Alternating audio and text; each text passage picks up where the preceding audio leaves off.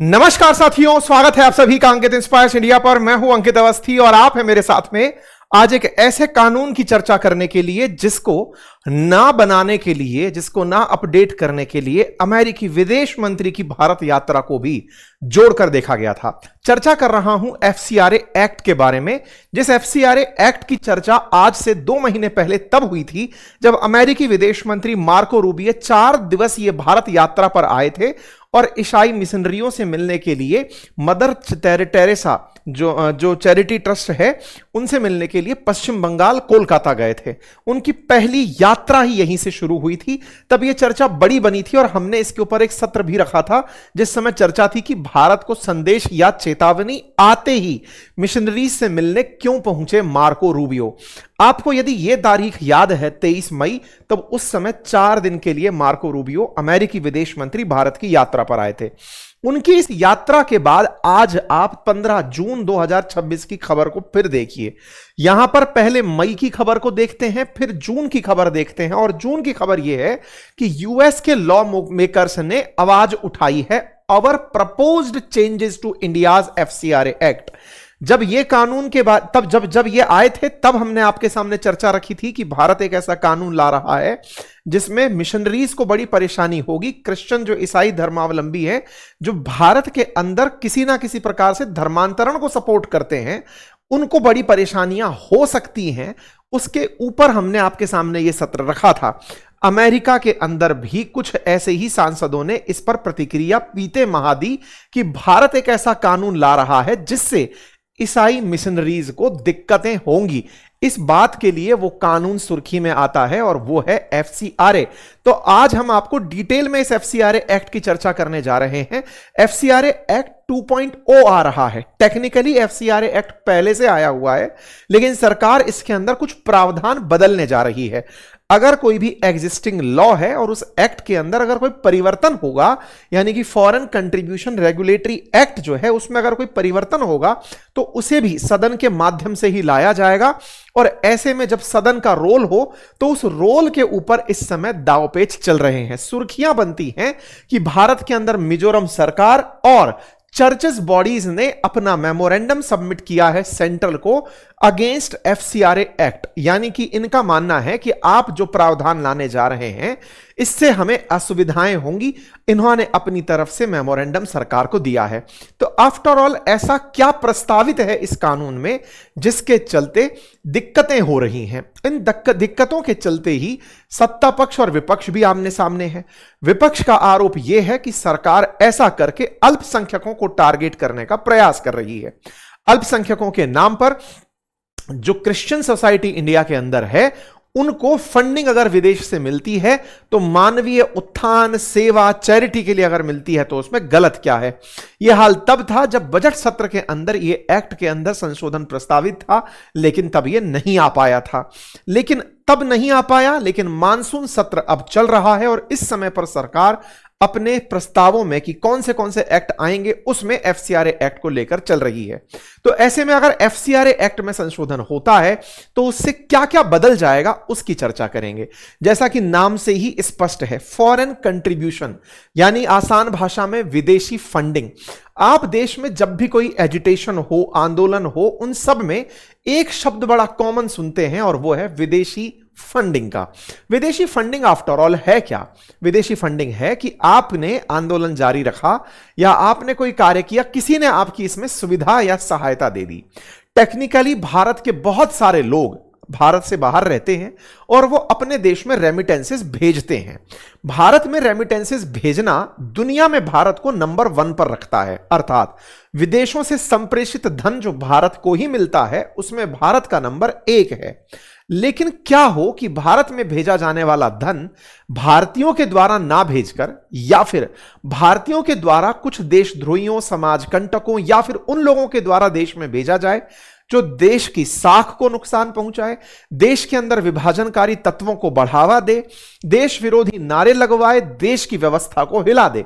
तो ऐसी स्थिति में इस विदेशी फंडिंग की प्रॉपर तरीके से जांच होती है। अब सवाल दूसरा है कि सर विदेशों से घर वालों को पैसा जब भेजा जाता है तो उसमें दिक्कत क्या है? क्या उसमें भी एफसीआरए लगता है? नहीं।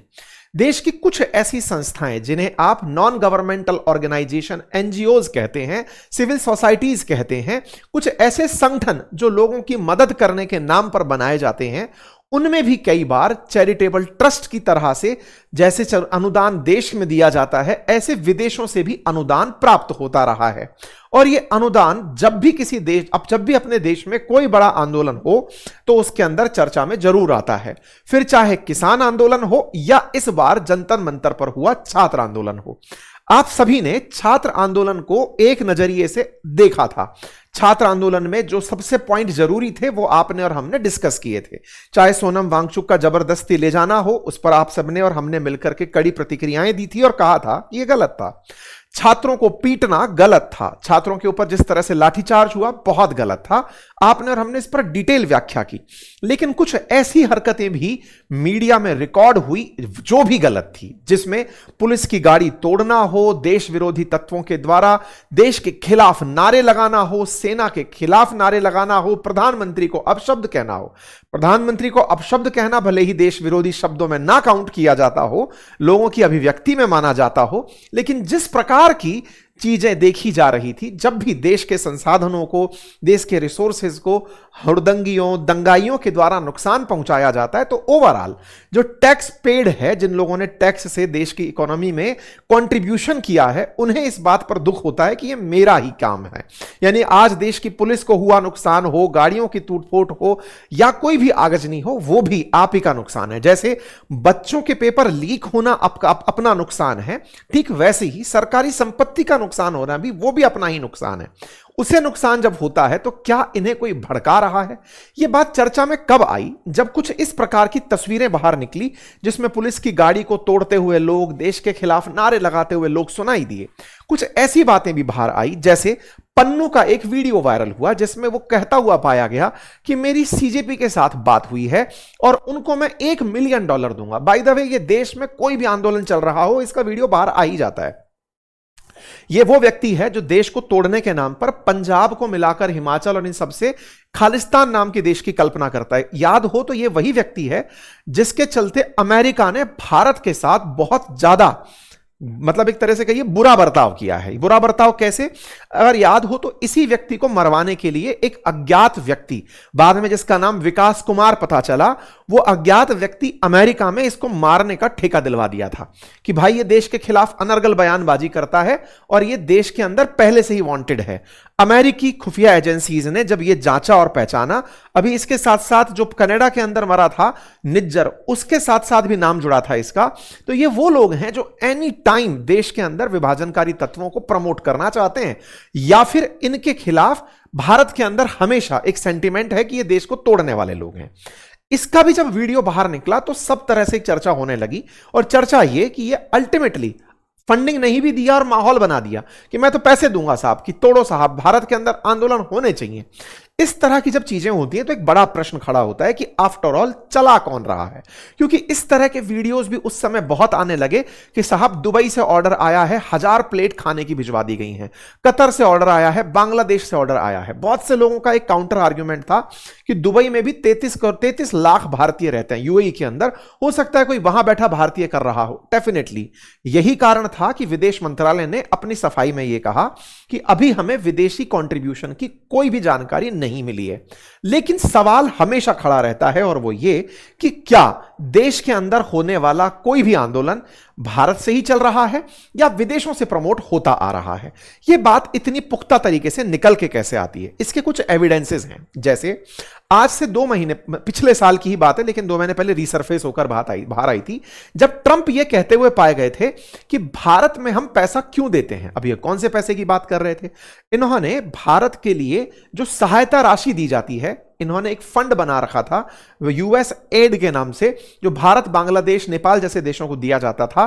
भारत में इन्होंने यह कहा कि वोटिंग रिफॉर्म के नाम पर हम इतना पैसा क्यों खर्च करते हैं। यह बड़ी सुर्खी देश के अंदर बनकर आई थी कि ट्रंप खुद बोल रहे हैं कि वोटिंग रिफॉर्म के नाम पर भारत में पैसा दिया जा रहा है। सरकार को दिया नहीं जा रहा तो दिया किसको जा रहा है? आपको याद है शेख हसीना जब बांग्लादेश से बाहर निकाली गई थी उस समय उन्होंने बार बार डोनाल्ड लू पर आरोप लगाए थे कि जब बाइडेन का शासन हुआ करता था और वो ये कह रही थी कि बांग्लादेश में जो छात्र प्रोटेस्ट हुआ वो अमेरिकी फंडेड था। डोनाल्ड लू जो कि एक आइलैंड चाहते थे सेंट मार्टिन, वो ना दिए जाने पर भड़क गए थे। बाइडेन के कहने पर वो मांग रहे थे, लेकिन जब वो आइलैंड नहीं दिया गया तो छात्र एजुटेशन को फ्यूल किया गया, फंड किया गया, पूरी तरह से देश में अराजकता की स्थिति पैदा कर दी गई। और यह बात सच भी निकली जब यही छात्र आंदोलन जो बांग्लादेश में हुआ, इलेक्शन में जब खड़ा हुआ तो जनता का उन्हें सपोर्ट नहीं मिला।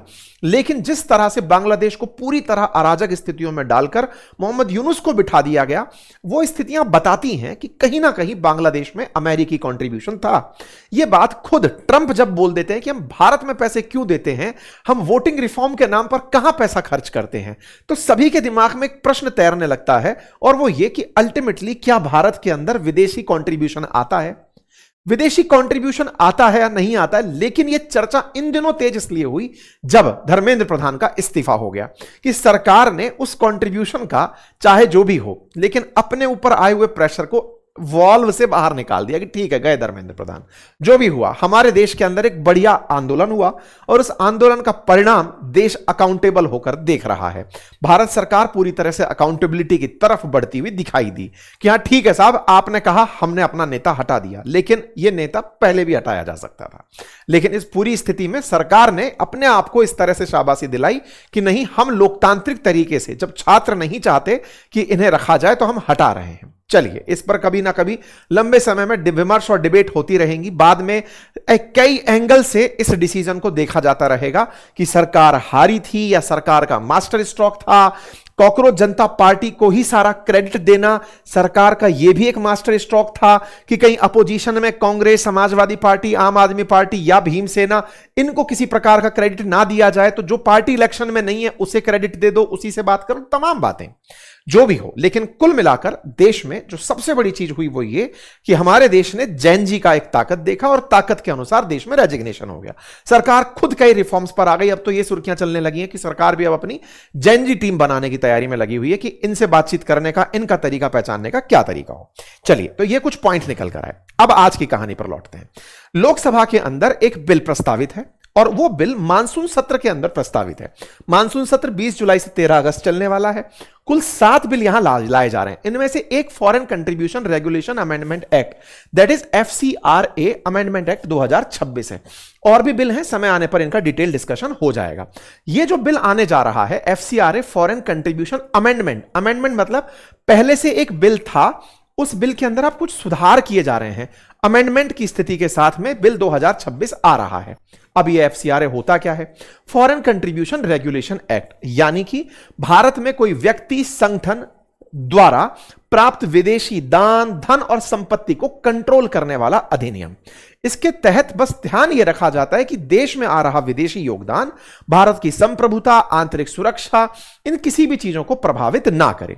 FCRA एक्ट का जो असल उद्देश्य है वो यही कि विदेशी धन तो आए लेकिन उसमें प्रॉपर ट्रांसपेरेंसी हो, देश की सॉवरेनिटी का यानी संप्रभुता का उसमें ख्याल हो और डेमोक्रेटिक तरीके से अकाउंटेबिलिटी लाई जाए। अब ये विदेशी चंदा आता कहां से है, होता क्या है?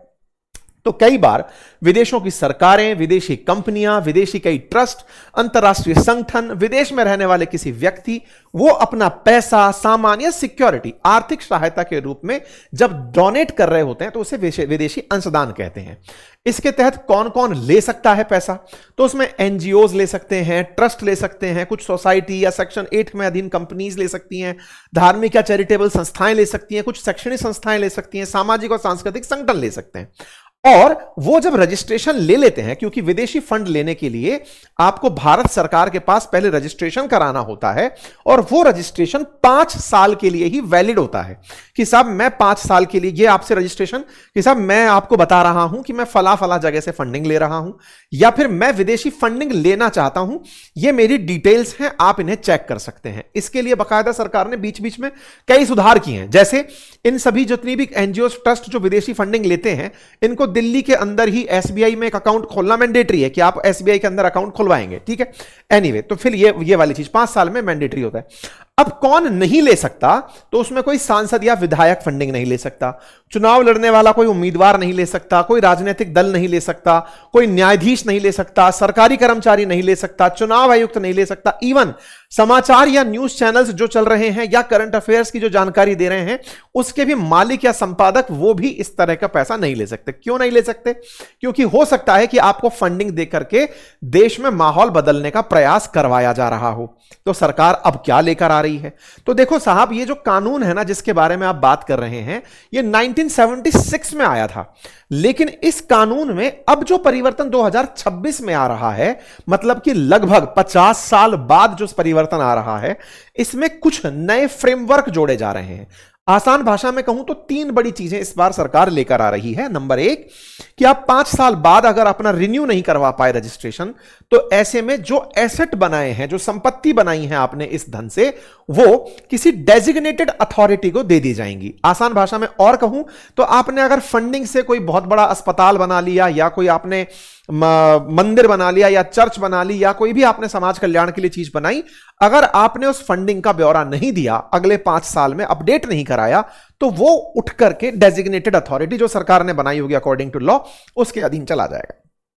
नंबर 2 हां, लेकिन अगर आप रिन्यू करा लेते हैं तो फिर से वापस आपके पास आ जाएगा, यह भी प्रावधान है। नंबर 2 आपके अपना जहां पर एनजीओ चला रहे हैं आप, उसमें कंट्रीब्यूशन के लिए जब फंडिंग आ रही है, आपके पास कोई भी विदेशी नागरिक उस फंड को हैंडल नहीं करेगा। मतलब देश में कोई विदेशी नागरिक आसान भाषा में नौकरी नहीं करेगा। दूसरा पॉइंट इसके अंदर यह रखा गया है। ये 2 मेजर पॉइंट यहां पर रखे गए हैं जिनको ध्यान में रखते हुए सरकार इस बात को बहुत तेजी से लेकर आगे बढ़ रही है। ठीक है, आगे इसके अंदर मतलब कुछ इस तरह के प्रावधान जोड़ने का प्रयास किया गया है कि अगर आपके साथ कोई भी मतलब इस तरह की हरकत होती है कि आपके पास विदेशी अंशदान आ रहा है, तो आपको उसको रेगुलेटेड तरीके से लेकर चलना है। पहले जब कानून आया उसमें पहले मैंडेटरी किया गया कि आपको पहले मतलब मैंडेटरी किया गया कि आपको अपने एनजीओज को रजिस्टर कराना होगा। 1984 में ऐसा हुआ। 2010 के अंदर फिर इसमें कुछ स्ट्रिक्ट कंप्लायंसेस लाए गए। 2011 के अंदर रजिस्ट्रेशन और रिपोर्टिंग नोटिफाई की गई। 2020 में सिंगल एसबीआई अकाउंट बनाया जाए, आधार की रिक्वायरमेंट ये सब तय की गई। 2022 में फैमिली के रेमिटेंसेस और माइनर ऑफेंसेस को लेकर के फिर इसके अंदर सेटलमेंट का प्रावधान रखा गया। कुछ इस प्रकार की चीजें हर बार इसमें कुछ ना कुछ प्रस्तावित होती आई हैं। एफसीआरए अभी जो कर रहा था उसमें अब बड़े बदलाव के नाम पर केवल यही सब चीजें कि आपकी एसेट को उठा करके अटैच कर दिया जाएगा, इस तरह के प्रावधान किए जा रहे हैं। सरकार नया संशोधन ला क्यों रही है? तो इसके पीछे का कारण बताया गया कि जिस तरह का वैश्विक माहौल बदल रहा है, उस समय पर विदेशी ताकतें अपने देश के अंदर अस्थिरता लाने का प्रयास कर सकती हैं। तो विदेशी फंडिंग पूरी तरह पारदर्शी, जवाबदेही और राष्ट्रीय हितों के अनुरूप हो, इसलिए इस तरह का कुछ ना कुछ संस्थान के अंदर लाया जा रहा है। क्या यह हमारे देश में ही होता है? नहीं, तमाम देशों के अंदर। अमेरिका के अंदर भी फॉरेन एजेंसी रजिस्ट्रेशन एक्ट है जहां पर विदेशों से प्राप्त होने वाले धन पर निगरानी रखी जाती है। ब्रिटेन के अंदर भी फॉरेन इन्फ्लुएंस रजिस्ट्रेशन स्कीम है। यूरोपियन यूनियन के अंदर भी है। तो हर देश के अंदर अपने अपने मानक हैं कि विदेशी कंट्रीब्यूशन को कैसे चेक करना है। यह बात ज्यादा हाईलाइट इसलिए हुई जब ट्रंप ने यह कहा कि हम भारत को इतना पैसा दे क्यों रहे हैं, किस बात के लिए? तो 2025 में इन्होंने यह कहा था कि यूएस एड जो अमेरिका की सहायता है is driving the radical left crazy and there is nothing they can do about it because the way in which the money has been spent, so much of it's fraudulently, the total unexplainable। इन्होंने अपनी तरफ से ये बातें करते हुए कहा कि अमेरिकी सरकार $486 मिलियन की फंडिंग की घोषणा कर चुका था 2025 तक। बोले मैं उसको रोकूंगा। इसमें भारत के अंदर मतदान प्रतिशत बढ़ाने के लिए 182 करोड़ रुपए खर्च करने का प्रावधान था। तो बोले मैं ये पैसा नहीं देना चाहता। हालांकि ये बहुत छोटा सा फंड है, लेकिन ट्रंप ने जब इनका डिपार्टमेंट ऑफ गवर्नमेंट एफिशिएंसी चला था ना, डॉजी डिपार्टमेंट जिसका एलॉन मस्क को प्रधान बनाया गया था, उन्होंने अमेरिका के खर्चे कट करने के लिए जो भी यूएस एड दी जा रही थी, बोले इन्हें कट कर दो। तो भारत को मिलने वाला 182 करोड़, जो कि बहुत छोटा सा अमाउंट है, जिसको ट्रंप ने भी कहा कि भारत को ये पैसा क्यों दे रहे हैं, भारत के पास खुद के पास बहुत सारा पैसा है। हालांकि उन्होंने तंज के कारण कहा था, उन्होंने कहा था कि ये टैरिफ लगाते हैं, इसके कारण इनके पास बहुत पैसा है। खैर, भारत में 2021 से लेकर 24 के बीच में अमेरिका से 397 करोड़ रुपए सहायता के रूप में प्राप्त हुए। सरकारी सहायता जो सरकार अमेरिका वाली भारत में दे रही है। टेक्निकली भारत सरकार भी बहुत से देशों को, अफगानिस्तान, श्रीलंका, नेपाल, भूटान, इनको पैसे देती है अलग अलग सहायता कार्यक्रमों के तहत। अमेरिका भी ऐसे ही सहायता देता है। अमेरिका से 397 करोड़ रुपए जो प्राप्त हुए, उनमें से मेजर अमाउंट 255 करोड़ रुपए जो the Tibet fund Dalai Lama central Tibetan relief committee, यानी तिब्बत वाले जो लोग हैं उनके लिए था। ऐसे ही 26 करोड़ केयर इंडिया सॉल्यूशन के लिए, ऐसे ही 26 करोड़ पैलिडियम इंटरनेशनल के लिए, 28 करोड़ प्रथम एजुकेशन फाउंडेशन के लिए, 18 करोड़ रूम टू रीड नाम के एनजीओ के लिए, 16 crore council on energy and environment water के लिए था। मतलब अमेरिका ने बीते 5-4 सालों में 2021 से 24 के बीच में जो फंड दिया उसमें से मेजर तिब्बतन लोगों के लिए था। इसमें चुनाव के लिए पैसा नहीं था, लेकिन ट्रंप है जो कुछ भी बोल जाते हैं। अगर हम और पीछे चलकर देखें 2001 से लेकर अब तक, तो अमेरिका ने देश में 29,000 करोड़ रुपए भारत में खर्च किए हैं, $2.9 बिलियन। ठीक है, अब ये हां, तो 2.9 बिलियन डॉलर इन लोगों ने खर्च किए हैं। आसान भाषा में कैलकुलेशन में 29,000 करोड़ के आसपास खर्चा किया है। और ये जो खर्चा इनका हुआ है ये अलग अलग सरकारों में, जैसे यूपीए सरकार के समय पर बढ़ करके ज्यादा हो गया था, $172 मिलियन चला गया था। एनडीए गवर्नमेंट के टाइम पर नीचे आ गया, फिर 2021 के अंदर ये बढ़कर के एनडीए सरकार के समय पर $228 मिलियन तक पहुंच गया था। अभी रिसेंटली 2024 में $152 मिलियन के आसपास फंडिंग चली गई थी। ये जो फंडिंग भारत में देते हैं उसमें हेल्थ एंड पॉपुलेशन पर सबसे ज्यादा खर्चा $1.6 बिलियन यानी 16,000 करोड़ के आसपास खर्चा होता है। ये इनकी जो सारी की सारी मैं आपको ये बता रहा हूं, जानकारी दे रहा हूं। ये भारत सरकार ने जब ट्रंप का बयान आया तो यूएस की एम्बेसी से जवाब मांगा कि भाई हमें बताओ कि आप हमारे देश में कहां पैसा खर्च कर रहे हो, हमें तो जानकारी हो। तब ये वहां से कुछ जानकारी निकल कर आई कि देश के अंदर जो अमेरिकी फंडिंग है वो कहां कहां खर्च होती है। कुल मिलाकर अगर इलेक्शन की बात हो तो 13 से 18 में $4,84,000 भारत के अंदर खर्च हुए इलेक्शन के दौरान, यह जानकारी निकल कर आई। और ऐसे ही गवर्नेंस के अंदर डेमोक्रेटिक पार्टिसिपेशन और सिविलाइजेशन के लिए $14 मिलियन अमेरिका ने खर्च किए। हालांकि ट्रंप बाद में अपने इसी बात से पलटे हुए भी दिखाई दिए कि नहीं नहीं, हम यूएस एड के नाम पर वोटर टर्नआउट नहीं करते। लेकिन साथियों इसमें एक बहुत बड़ा आर्ग्यूमेंट और भी है, और वो आर्ग्यूमेंट क्या है वो मैं आपके सामने रखना चाहूंगा। आर्ग्यूमेंट यह है कि हमारे देश में फॉरेन कंट्रीब्यूशन के नाम पर पहले भी कुछ एनजीओज के ऊपर कार्रवाई हुई है। जैसे अगर आप 2011 में हुए कुडानकुलन परमाणु संयंत्र विरोध की चर्चा को कवर करते हैं तो आप पाएंगे कि सरकार ने कुछ विदेशी फंड प्राप्तकर्ता समूहों को इस कारण से जांचा था कि आप हमारे देश में रिएक्टर का विरोध कर रहे हैं विदेशी फंडिंग प्राप्त करके। ऐसे ही जैतापुर परमाणु परियोजना का विरोध हो, ग्रीन पीस नाम का एक एनजीओ था, उस पर आईबी को ये इनपुट मिले थे, खुफिया रिपोर्ट के आधार पर यह जानकारी हुई थी कि इनको फंडिंग मिली है भारत के अंदर कई प्रोजेक्ट्स के अंदर विरोध करने की। आईबी की कई चर्चित योजनाओं में भी यह बात निकल करके आई कि यहां पर फंडिंग मिलती है। और ये खबरें हैं उस समय की, 2016 की कुडानकुलन की है, 2014 की आप देख सकते हैं आईबी की रिपोर्ट है कि फॉरेन फंडिंग एनजीओज को मिल रही है। 2015 में ग्रीन पीस इंडिया ऑर्गेनाइजेशन, 2015 में फोर्ड फाउंडेशन, 2015 में 42,000 ऐसे एनजीओज जिस पर विदेशी धन के संभावित दुरुपयोग का आशंका व्यक्त की गई। 15-16 के अंदर लगभग 8800 एनजीओज, 2016 में लॉयर्स कलेक्टिव, 2016 में सबरांग ट्रस्ट तीस्ता सीतलवाड़ वाला, 2017 के अंदर कंपनसेशन इंटरनेशनल, ऐसे तमाम ऑर्गेनाइजेशन, 18-20 के अंदर एमनेस्टी इंटरनेशनल, 2020 के अंदर 2021 में ऑक्सफैम, ये तमाम वो ऑर्गेनाइजेशंस रहे जो देश में अपने आप फंड जो प्राप्त कर रहे थे। इनके फंडों को सरकार ने संदिग्ध माना कि आप इस फंड का उपयोग हमारे देश में कुछ दुरुपयोग कर रहे हैं। टेक्निकली ये कुछ ऐसे ऑर्गेनाइजेशंस भी थे जिनका जो फ्रंट फेस था, जैसे एमनेस्टी इंटरनेशनल देश में हो रही कोई भी मानवाधिकार की हनन की घटना है उसको कवर करता था। तो लोगों ने इसे इस तरह से लिया कि सरकार अपने द्वारा जो भी ज्यादतियां सरकारी पुलिस की मशीनरी के कारण कहीं भी होती है उसको अंतरराष्ट्रीय रूप से कवर ना करें ऐसे एनजीओज, उससे बचने के लिए इस तरह से इनको फंडिंग को टारगेट कर रही है, जो भी हो। लेकिन सरकार ने एफसीआरए के दायरे में देश के बहुत सारे एनजीओज को लपेट लिया था। इसका परिणाम यह निकला कि हमारे देश में विदेशी फंडिंग जो एनजीओज के माध्यम से आकर देश में अगर कहीं भी दुरुपयोग हो रहा था, उसके साथ साथ जो सही तरीके से भी उपयोग हो रहा था, वो दोनों ही रडार पर आ गए। और इससे सही तरीके से जो फंड देश की सहायता के लिए आ रहे थे उन पर भी कहीं ना कहीं लगाम लगा। यही कारण था कि इसके ऊपर खूब विरोध होना शुरू हुआ। यह चर्चा तब हाईलाइट हुई जब मार्को रूबियो अभी 2 महीने पहले जब भारत यात्रा पर आए तो आते ही मदर टेरेसा जो ट्रस्ट है मिशनरीज से मिलने वो कोलकाता पहुंचे। मतलब दिल्ली से पहले एक तरह से उनकी सरकारी मुलाकात से पहले मिशनरीज से मुलाकात हुई। इस पर हमने उस समय भी जिक्र किया था और कहा था कि ये संदेश दे रहे हैं कि डरा रहे हैं कि ऐसा मत करना। ये बात पुख्ता हुई जब 2021 की बातें निकल कर आई कि सरकार ने इनको एफसीआरए जो वो था, मतलब इनका जो मिशनरीज का जो चैरिटी का रजिस्ट्रेशन था वो रिन्यू नहीं हुआ है। 2022 में निकल कर आया कि 5000 ऐसे एनजीओ हैं जिसमें मदर टेरेसा मिशनरी का नाम भी है, जिनका एफसीआरए लाइसेंस रद्द हो गया है। तो बोले ये अमेरिका जानबूझकर इन ट्रस्ट के माध्यम से ये दिखाना चाहता है, मिशनरीज के माध्यम से, ईसाई मिशनरीज के माध्यम से, कि हमें इनका हमारा संरक्षण है, इन्हें इनका ध्यान रखा जाए।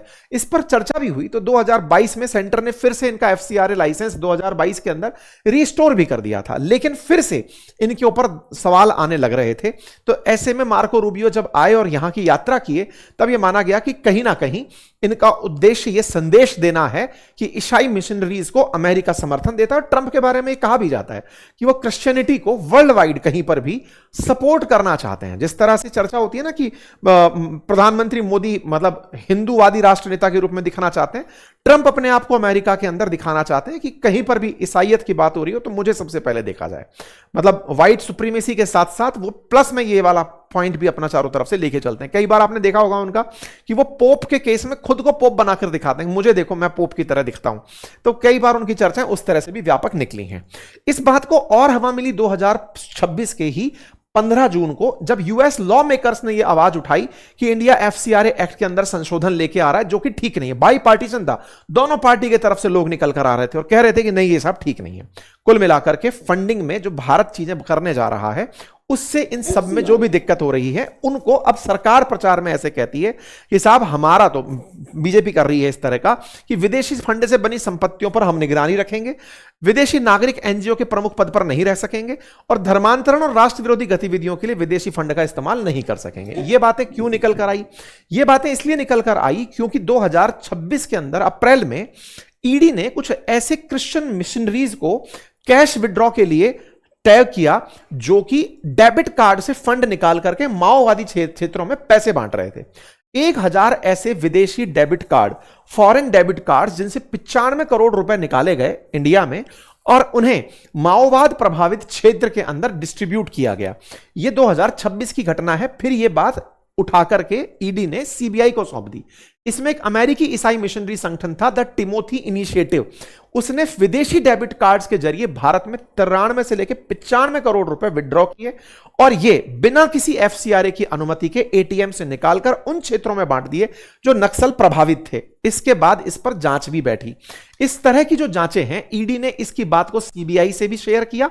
यह जुलाई 2026 की खबर है। ऐसी और भी खबरें हैं जिसमें रिलीजियस कन्वर्जन को लेकर पंजाब में जनवरी 2025 की खबर निकल कर आई, धर्मांतरण के चलते।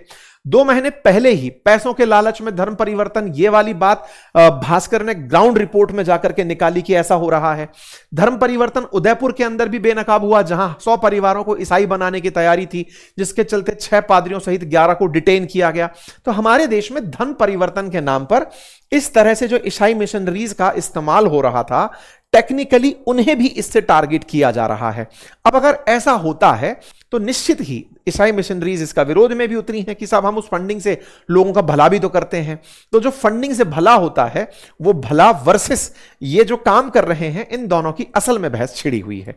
अभी इन दिनों आए दिन ये खबर बनती है, जैसे अभी इसी महीने की खबर है कि 6 लोगों को रिलीजियस कन्वर्जन के आधार पर गिरफ्तार किया गया है। तो सरकार एक बिल लेकर आ रही है जिसका उद्देश्य प्रथम दृश्यता कि इस पैसे का उपयोग धर्मांतरण में ना हो, देश विरोधी ताकतों के साथ इसका इस्तेमाल ना हो। लेकिन इसका एक आयाम और भी है जो कि आपको पता रहे, वो ये कि कई बार ये फंडिंग जो होती है वो देश के अंदर कई प्रकार की सहायता भी दे रही होती है। कई बार ऐसी सिविल सोसाइटीज, कुछ एनजीओज, जैसे देश के अंदर बिल गेट्स मिलिंडा फाउंडेशन बहुत सारा पैसा खर्च करता है। देश के अंदर बहुत सी ऐसी योजनाएं हैं जो विदेशी अनुदान से चल रही होती हैं। बहुत सारी ट्रस्ट अपना पैसा देश के अंदर बहुत सारी एड में लगा रहे होते हैं। कई दवाइयों में बहुत विदेशी अनुदान का योगदान होता है। ऐसे में इसको लेकर के अब राजनीति भी चल रही है।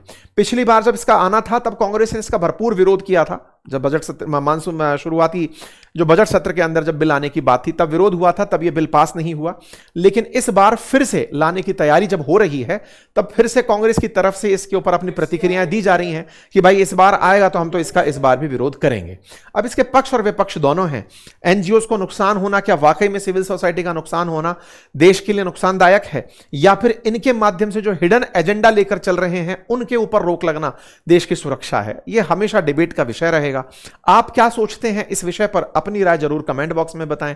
चैनल पर नए हैं तो चैनल को सब्सक्राइब कर लें। एक रिक्वेस्ट जो मैं बार बार कर रहा हूं वो ये कि कल से और मोस्ट प्रोबेबली परसों से अब आपको रेगुलर एक्सप्लेनर्स हमारे इंस्टाग्राम वाले जो चैनल है जो इस तरह का नाम से बना हुआ है, इसका लिंक कमेंट बॉक्स में दिया हुआ है, वहां पर भी मिलेगा, तो आप उसे भी आप फॉलो कर सकते हैं। कुछ ऐसी खबरें जो हम तत्काल प्रभाव से 1 या 2 मिनट में दे सकते हैं उनके एक्सप्लेनर्स आपको वहां भी मिलने शुरू होंगे। यह समय की जरूरत है क्योंकि सरकार अब पूरी तरह से यहां पर चल लौट रही है। हम ट्विटर पर सक्रिय थे क्योंकि सरकार ट्विटर से संवाद करती थी। अब जब सरकार यहां से संवाद करे तो फिर आप लोगों को यहीं से ही कुछ जानकारियां साझा की जाती रहेंगी। तो अगर आप अपडेटेड हमारे साथ जुड़कर रहना चाहते हैं, आपको हमारा कंटेंट अगर पसंद आता है तो आप हमें वहां से भी फॉलो कर सकते हैं। लिंक कमेंट बॉक्स में पिन है। फिलहाल के लिए इतना ही। अपना ख्याल रखें। बहुत बहुत धन्यवाद।